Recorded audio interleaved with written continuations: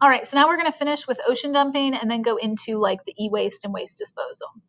Ocean dumping is nearly uncontrollable, like open dumping, because it is out of sight and it's very unlikely that you're going to get, fined or put in jail or anything from dumping in the ocean. Now, some countries, some people, it would be literally taking a boat out and dumping in the ocean.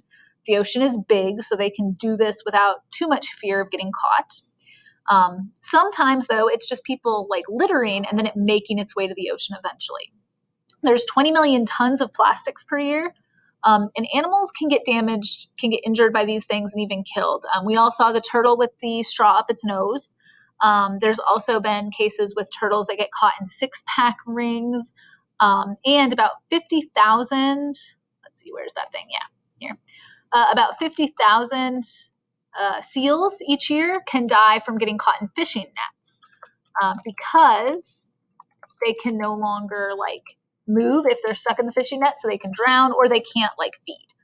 This is an example of turtles getting caught in the six-pack ring, so they literally get trapped there.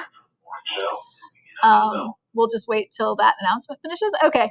Oops, we don't need to go there. So nowadays, a lot of the six-pack rings have perforations, so they'll break if they get caught on an animal. But if they don't, one way people can mitigate this is to cut these so that they're cut and they won't hurt animals. Waste disposal, often we export it to developing countries, and this is where it can get kind of detrimental for the poorer country, and the richer country basically pays the poor country to be polluted, which is not necessarily the best thing. 80% of electronic waste is shipped to Asia and Africa, where the toxins are then released into the environment. E-waste includes not just computers or cell phones, but it includes televisions. If you find one of your parents' old iPod or something, those would all be e-waste. It's about 2% of the waste stream, so it's not a very large number, but it contains these toxic metals like mercury, cadmium. They can leach out of landfills. We also just did a video in CP that I showed them where they can see the impact of some of the mining of these metals. A lot of these mines are in very poor countries, and they're owned by people who are basically part of a sort of mob kind of criminal organization.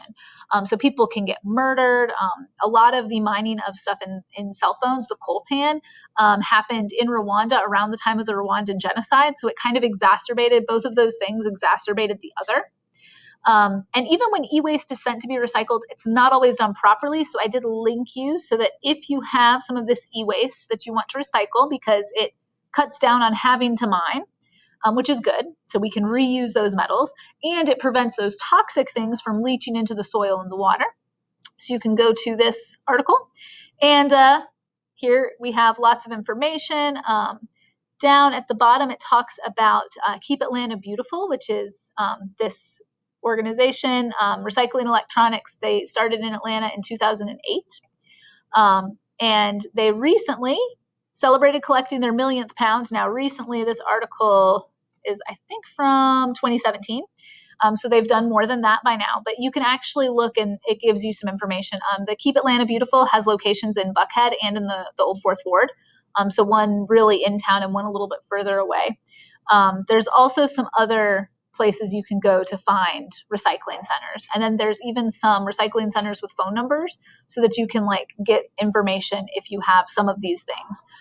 Some things you might not think about, like old CD players, old telephones, especially if you don't use a telephone in your family anymore. So you can look there if you're interested.